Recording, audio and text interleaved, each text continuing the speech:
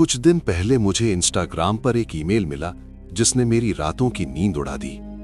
ये कहानी झारखंड के रहने वाले हमारे एक सब्सक्राइबर रंजीत की है, जो पेशे से एक ट्रक ड्राइवर हैं। रंजीत ने अपनी मेल में लिखा था कि वो पिछले 10 सालों से नेशनल हाईवे पर ट्रक चला रहे हैं, लेकिन जो उन्होंने उस काली रात झारखंड के घने जंगलों वाले हाईवे पर देखा, उसने उनके निडर होने के भ्रम को हमेशा के लिए खत्म कर दिया। रंजीत कहते हैं, सर, मैं भूतों पर विश्वास नहीं करता था। मुझे लगता था कि ये सब मन का वहम है, लेकिन उस रात उस सुनसान हाईवे पर जो चीज मेरे ट्रक के साथ चल रही थी वो कोई इंसान नहीं था। मैं आज भी जब उस रात के बारे में सोचता हूं तो मेरे हाथ कांपने लगते हैं। आज की इस वीडियो में मैं आपको रंजीत की वही आप बीती सुनाने वाला हूं, बिना किसी मिर्च मसाले के, बिल्कुल वैसे ही जैसे उन्होंने मुझे बताई है। ये कहानी हमें याद दिलाती है कि हमारी समझ से परे भी एक ऐसी दुनिया है जहां जाना मौत को दावत देने जैसा है। चलिए शुरू करते हैं झारखंड के उस डेथ हाईवे का सफर। रंजीत बताते हैं कि उस रात वो जमशेदपुर से माल लोड करके रांची की तरफ निकल रहे थे। समय करीब रात के 1:45 हो रहा था। झारखंड का वो हिस्सा अपने घने जंगलों और घुमावदार रास्तों के लिए जाना जाता है। रंजीत कहते हैं, उस रात हाईवे पर ट्रैफिक बिल्कुल नहीं था। मेरी गाड़ी की हेडलाइट सी उस घने अंधेरे को चीर रही थी। आमतौर पर मुझे अकेले गाड़ी चलाने में डर नहीं लगता, लेकिन उस रात सन्नाटा कुछ ज्यादा ही गहरा था। ऐसा लग रहा था जैसे जंगल की हवा भी थम गई हो। मैंने एफएम चालू करने की कोशिश की, लेकिन रेडियो से सिर्फ शोर सुनाई दे रहा था, जैसे कोई फ्रीक्वेंसी जैम करने की कोशिश कर रहा हो। तभी अचानक एक अंधे मोड़ पर मेरी नजर सड़क के बाईं ओर पड़ी। वहां कोई खड़ा था। मैंने सोचा शायद किसी की गाड़ी खराब हो गई होगी। जैसे ही मेरा ट्रक उसके करीब पहुंचा, मेरी रूह कांप गई। वो इंसान नहीं था, वो एक धुंधली सी आकृति थी जो जमीन से ऊपर तैर रही थी।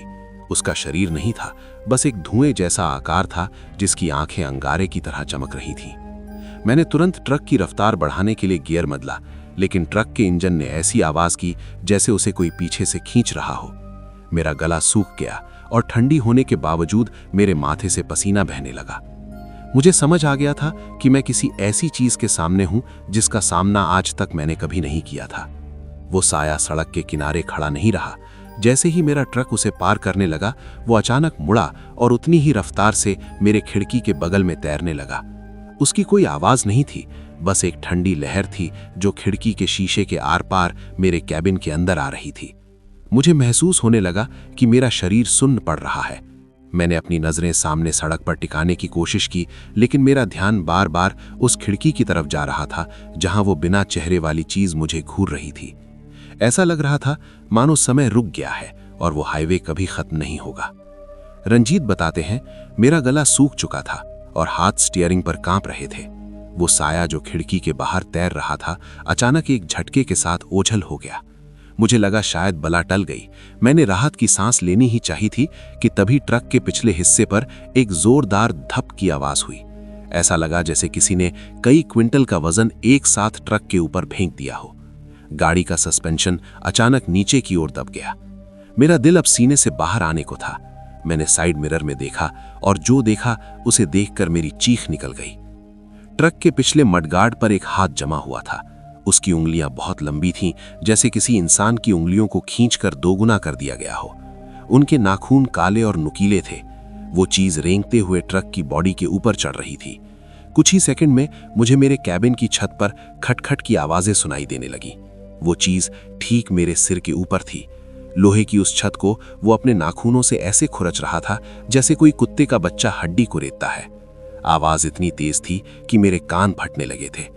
मुझे समझ नहीं आ रहा था कि मैं ब्रेक मारूं या गाड़ी भगाऊं, क्योंकि मुझे डर था कि अगर मैंने गाड़ी रोकी तो वो सीधा अंदर आ जाएगा।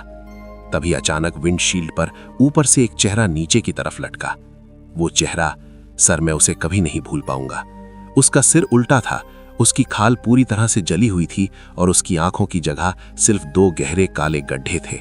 उसने अपना मुंह खोला और एक ऐसी आवाज निकाली जैसे हजारों लोग एक साथ दर्द में चिल्ला रहे हों। उसने अपना हाथ विंडशील्ड पर मारा और मोटे शीशे में दरारें पड़ गईं। मैं पागलों की तरह क्लच और एक्सीलेटर दबा रहा था। मेरी आंखों के सामने धुंध छाने लगी थी। मुझे लगा कि आज ये ट्रक ही मेरी कब्र बनेगा और सुबह तक यहां सिर्फ मेरा मांस बचेगा। रंजीत आगे बताते हैं, मेरी आंखों के सामने अंधेरा छा रहा था।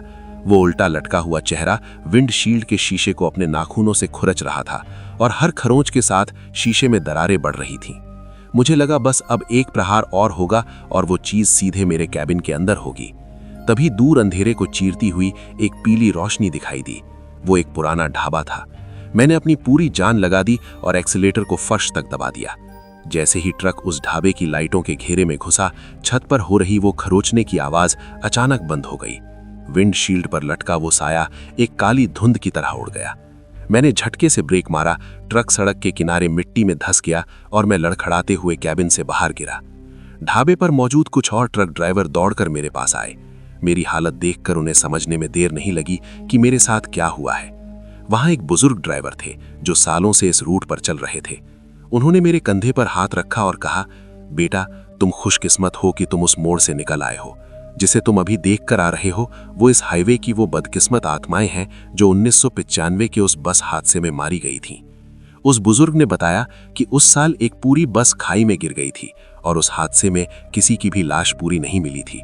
तब से उस 10 किलोमीटर के दायरे में अक्सर अकेले ड्राइवरों को इसी तरह के साए दिखाई देते हैं। रंजीत कहते हैं कि उस दिन के बाद उन्होंने कभी झारखंड के उस हाईवे पर सूरज ढलने के बाद कदम नहीं रखा। आज भी जब वो किसी सुनसान सड़क से गुजरते हैं और उन्हें छत पर हल्की सी भी आहट होती है तो उनकी रूह कांप जाती है। ये घटना कोई मनगढ़ंत कहानी नहीं, बल्कि उस हाईवे पर भटकती उन रूहों का सबूत है जो आज भी अपने लिए हम सफर ढूंढ रही हैं। झारखंड का वो हाईवे आज भी वहीं है और वो साए भी। क्या आपको लगता है कि सड़कों पर होने वाले सभी हादसे सिर्फ लापरवाही का नतीजा होते हैं या उनके पीछे कोई ऐसी ताकत है जिसे हम देख नहीं सकते? अपनी राय कमेंट में जरूर लिखें और अगर आपके पास भी कोई ऐसी सच्ची कहानी है तो हमें भेजना ना भूलें।